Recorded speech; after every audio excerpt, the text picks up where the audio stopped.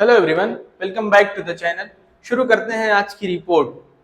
ICC international criminal court ने Israel के प्रधानमंत्री बेंजामिन नेतन्याहू और पूर्व डिफेंस मिनिस्टर योआव गैलेंट के नाम पर गिरफ्तारी का वारंट या फिर अरेस्ट वारंट जारी कर दिया है।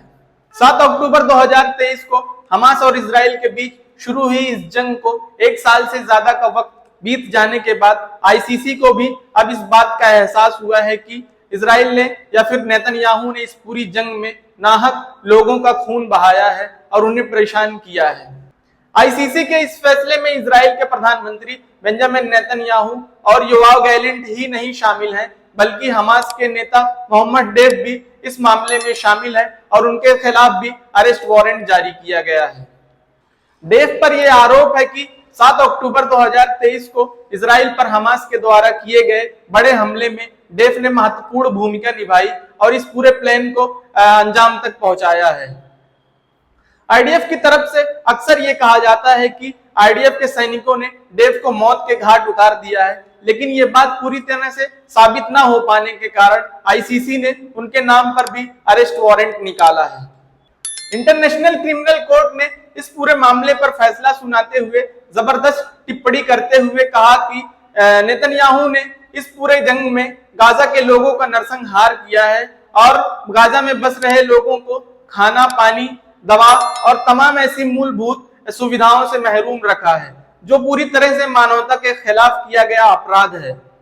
आईसीसी द्वारा पेश किया गया यह फैसला नेतन्याहू की बढ़ती मुसीबत में और इजाफा करने का काम कर रहा है। पिछले कुछ महीनों से नेतन्याहू की मुश्किलें कुछ कम नहीं थी कि कल आईसीसी ने अपने इस फैसले से उनकी पूरी तरह से नींद उड़ाकर रख दी है।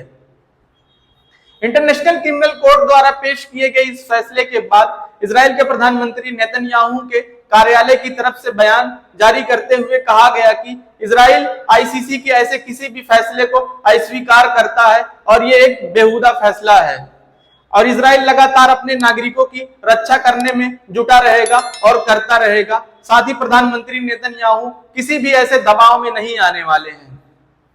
प्रधानमंत्री नेतन्याहू के कार्यालय की तरफ से जारी किया गया बयान ये अपने आप में कितना बड़ा बयान है आप सब समझ सकते हैं और ये अपने आप में ये दर्शाता है कि इजराइल अपने आप में कितना सक्षम महसूस कर रहा है कि उसने आईसीसी के इस फैसले को भी बेहुदा बताते हुए ताक पर रखने की कोशिश की है। ऐसे में एक सवाल खड़ा होता है कि क्या आईसीसी के द्वारा पेश किए गए इस फैसले के बाद इजराइल के प्रधानमंत्री नेतन्याहू और जो भी लोग इस पूरे मामले में शामिल हैं उनकी गिरफ्तारी होगी या नहीं? तो सीधे तौर पर इसका जवाब है कि नहीं। इससे पहले रशिया और यूक्रेन के बीच चल रहे युद्ध में पुतिन के खिलाफ आईसीसी ने गिरफ्तारी का वारंट जारी किया था, लेकिन पुतिन आज कहां हैं वो हम सब की निगाहें देख रही है। इंटरनेशनल लॉ एक्सपर्ट नेवे गार्टन ने इस पूरे फैसले पर अल जजीरा से बात करते हुए कहा कि आईसीसी की तरफ से पेश किया गया ये फैसला इजराइल की मुश्किलों को बहुत हद तक बढ़ा सकता है और इजराइल के वेपन एक्सपोर्ट पर भी रोक लगा सकता है।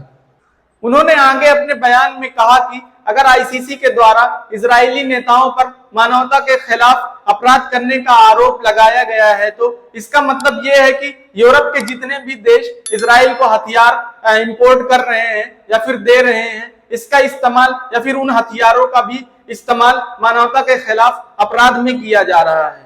यूरोप के उन देशों को अपने फैसले पर पुनर्विचार करने की आवश्यकता है या फिर उसे बंद करने की आवश्यकता है, क्योंकि अगर यूरोप के ये देश जो इजराइल को हथियार सौंपते आ रहे हैं अगर इसको बंद नहीं किए तो फिर सीधे तौर पर वो लोग भी या फिर वो देश भी मानवता के खिलाफ अपराध में शामिल हैं।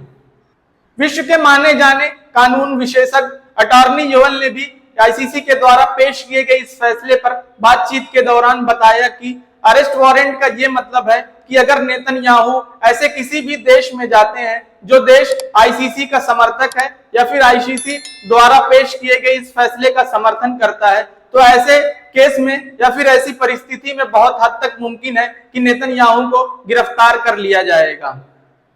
और उन्होंने आगे कहा कि मेरा ऐसा मानना है या फिर मैं ये उम्मीद रखता हूं नेतन्याहू से कि नेतन्याहू इस पूरी परिस्थिति में बहुत ही चालाकी से काम लेंगे और वो अपने आप को ऐसी किसी भी परिस्थिति में जाने से रोकेंगे।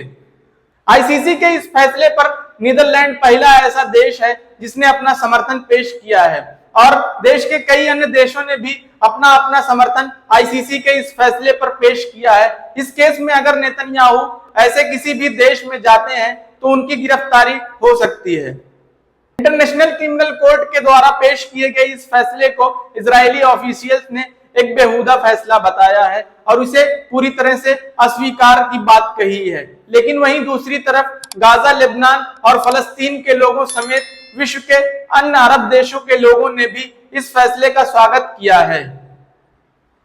आईसीसी के द्वारा पेश किए गए इस फैसले पर आप किस तरह से अपनी नजर को रखते हैं? क्या ये वाकई एक बेहद अहम फैसला है या फिर खूबसूरत फैसला है या फिर गलत है? कमेंट बॉक्स में जरूर बताएं। फिलहाल आज की रिपोर्ट में इतना ही।